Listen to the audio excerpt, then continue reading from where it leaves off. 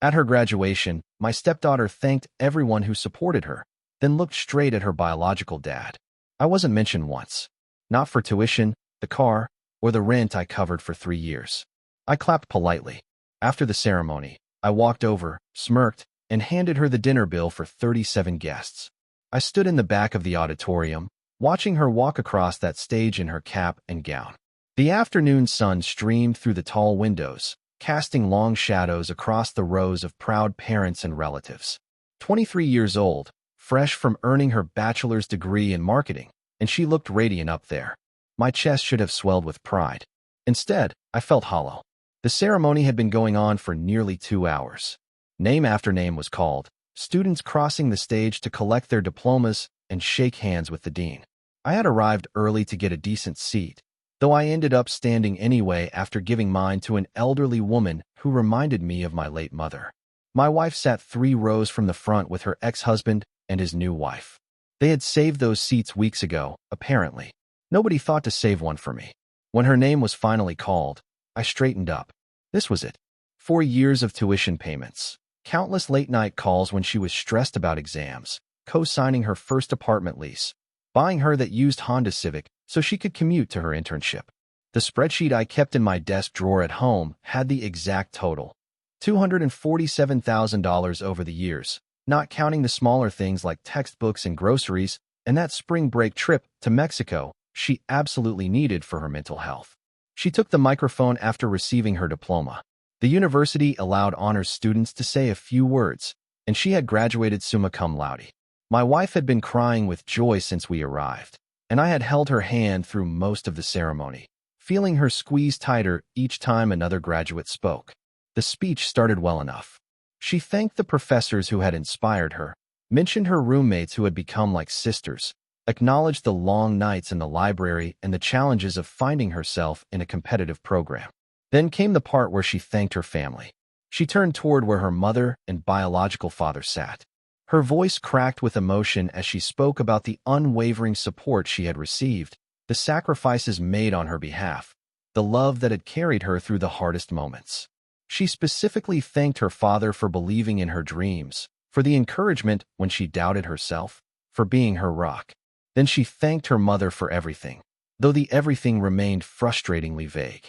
I waited. The microphone seemed to echo in the vast space. She smiled, wiped a tear, and concluded by thanking her friends one more time before walking off the stage to thunderous applause.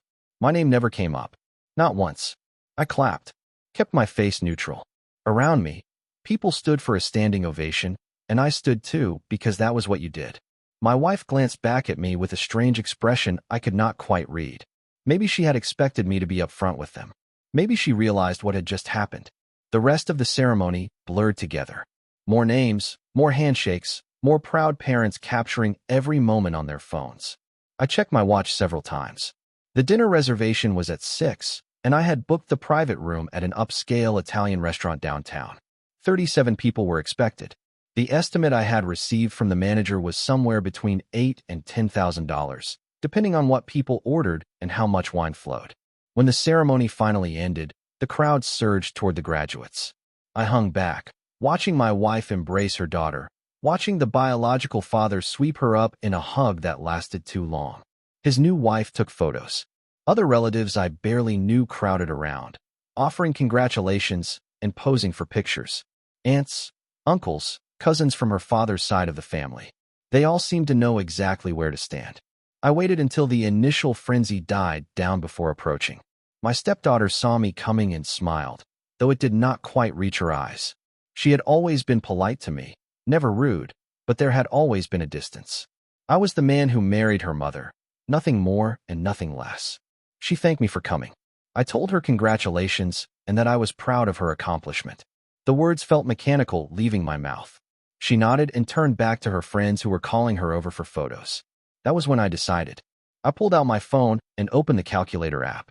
8,000 seemed like a conservative estimate for dinner.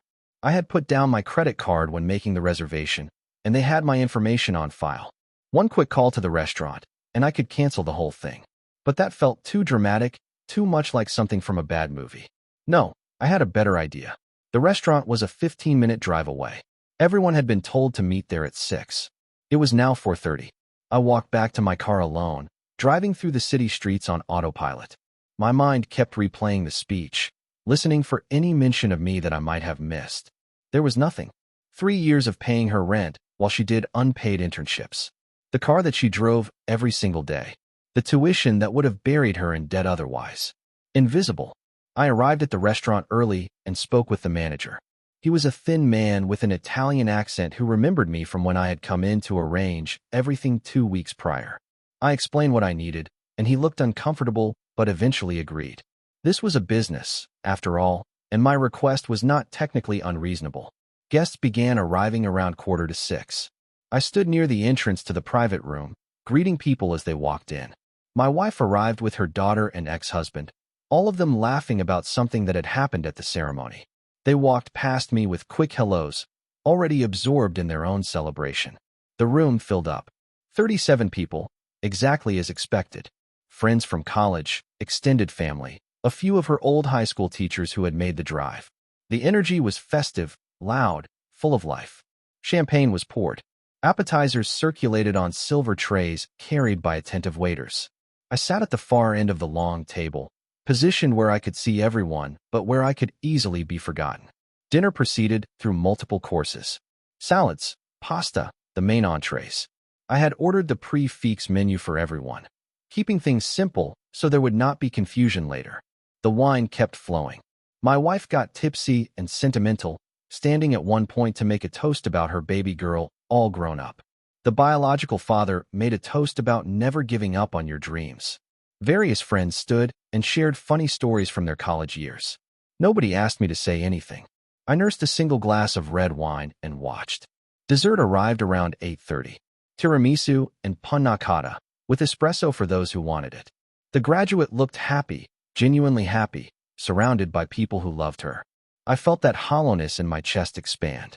The manager approached me discreetly and placed a leather folder on the table next to my plate.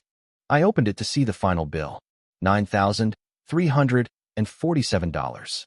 Higher than expected, but not surprising given how much wine had been consumed. I pulled out my reading glasses and studied the itemized list, making sure everything was correct. Then I stood up and walked around the table to where my stepdaughter sat.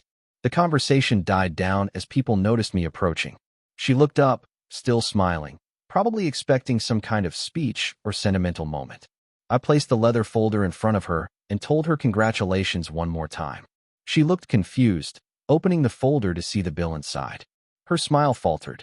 I explained that since I apparently had not contributed anything worth mentioning to her success, I saw no reason to contribute to this dinner either. The bill was hers to handle. I suggested she might want to split it among the people she had thanked in her speech, the ones who had actually supported her. The room went dead silent. 37 pairs of eyes stared at me. My wife stood up, her face pale, asking me what I was doing. I told her I was being honest for once. For years of financial support erased in a single speech. $247,000 vanished because it came from the wrong person. Her biological father started to say something, but I held up my hand. I had paid for every meal in this house for 4 years whenever she came home to visit. I had paid for the gas in that Honda Civic. I had paid for her phone bill so she could call her real father whenever she wanted. And in return, I got to be furniture. Useful furniture, but furniture nonetheless. My stepdaughter tried to speak, but no words came out. Her face had gone from confused to shocked to something that might have been horror. The manager hovered nearby, clearly uncomfortable with the scene unfolding in his restaurant. I turned to leave, and my wife grabbed my arm. She asked me if I had lost my mind, if I understood what I was doing. I told her I understood perfectly. I had spent years trying to be a good stepfather, trying to earn some small measure of recognition or appreciation, and I had failed. That speech made it clear. So now I was done trying. Several people at the table started talking at once. The biological father called me petty. One of her college friends said I was ruining her special day. An aunt I had never met before accused me of being vindictive and small. I looked at each of them and asked how many had contributed to her education. The room went quiet again. I asked how many had paid her rent or bought her a car or covered her insurance. Silence. I asked how many of them had earned the right to judge me. My wife was crying now, mascara running down her face. She begged me to stop, to please just stop, and we could talk about this at home. But there was nothing to talk about. I had heard everything I needed to hear in that auditorium. I left the restaurant and sat in my car for a long time, watching people come and go from other establishments on the block.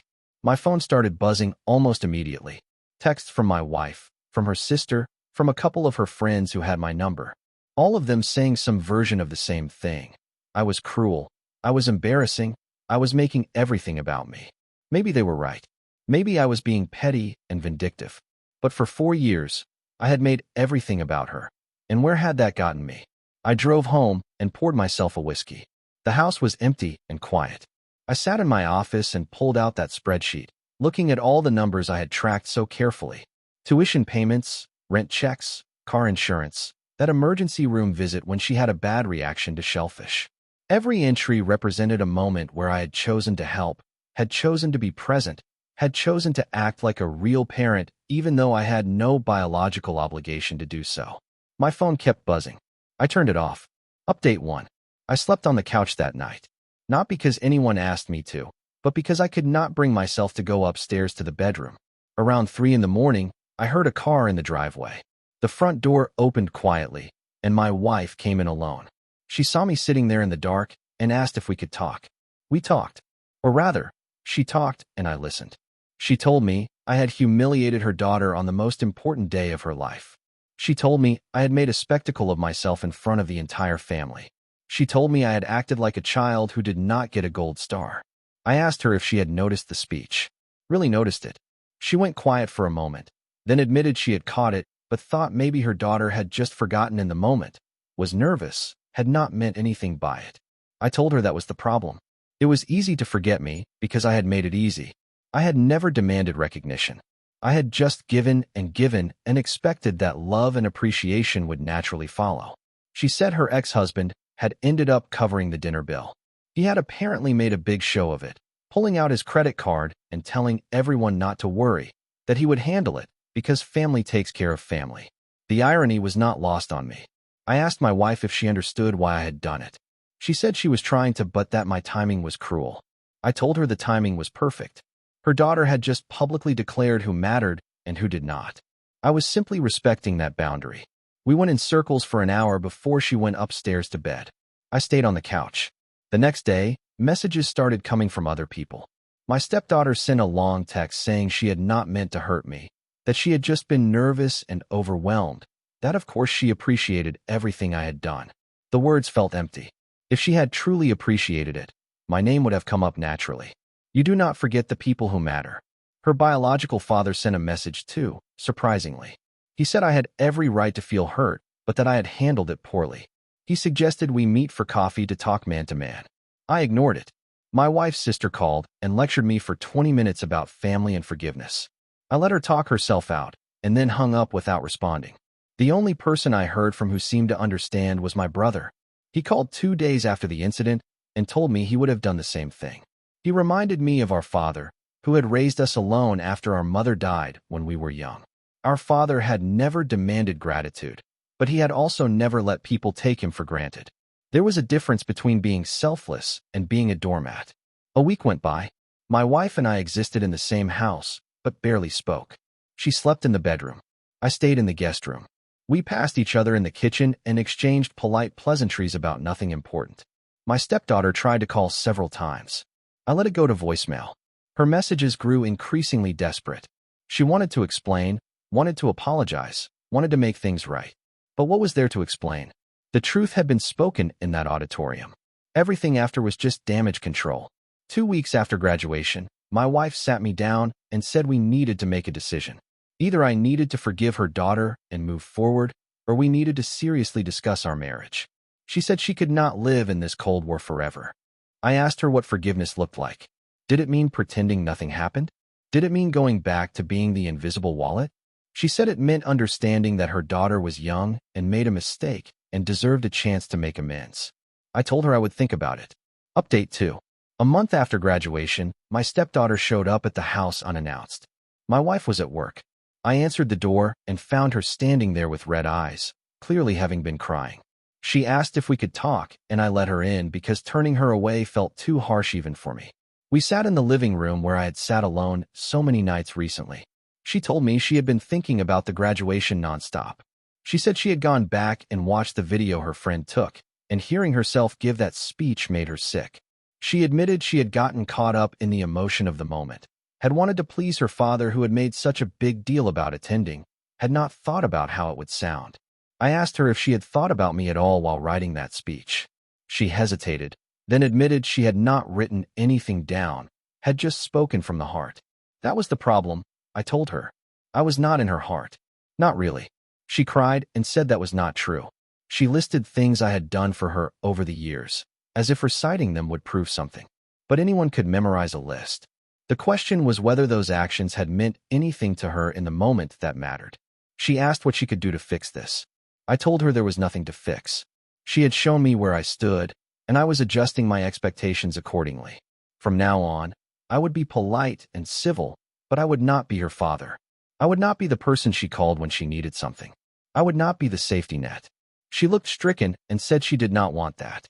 She said she had always appreciated me, even if she had not shown it well. I told her appreciation was not something you discovered after the fact. It was something you felt and expressed naturally.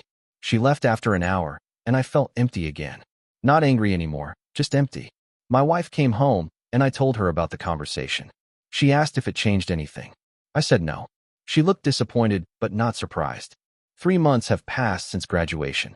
My stepdaughter started her first real job at a marketing firm downtown. She sends occasional texts updating me about her life. I respond politely, but briefly. My wife has stopped pushing for reconciliation, though I catch her looking at me sometimes with sadness. I have started seeing a therapist to work through everything. She has helped me understand that I had built up expectations that were never communicated clearly, that I had wanted to be loved like a father without ever having the conversation about what that meant in a blended family. She also validated that my hurt was real and that the way I expressed it, while dramatic, came from a place of deep pain. The financial support has stopped completely. My stepdaughter pays her own rent now, handles her own car insurance, manages her own phone bill.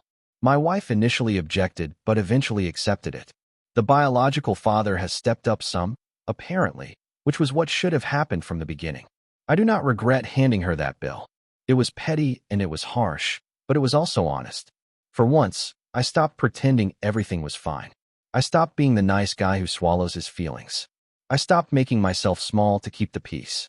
Some family members still do not talk to me. My wife's sister sends Christmas cards, but nothing else. The biological father avoids me at any gathering where we both end up. My stepdaughter and I exist in this awkward space where we are cordial but distant. My wife and I are in couples therapy now. We are trying to rebuild something, though I am not sure what that something looks like anymore. She has admitted she took me for granted, assumed I would always be there no matter what. She has apologized for not standing up for me more, for not making sure I felt valued.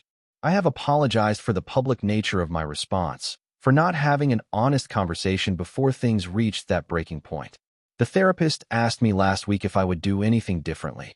I thought about it for a long time. The truth is, I do not know. Part of me wishes I had said something years ago, had established boundaries and expectations before resentment built up. But another part of me knows that speech was the most honest moment in our entire relationship. Everything else was pretense. I am 52 years old, and I am learning that sometimes love is not enough. Sometimes respect and recognition matter just as much. I gave years of my life trying to earn a place in a family that never quite made room for me. That dinner bill was not about the money. It was about finally being honest about the cost of invisibility. Whether that honesty destroys what is left or builds something new remains to be seen.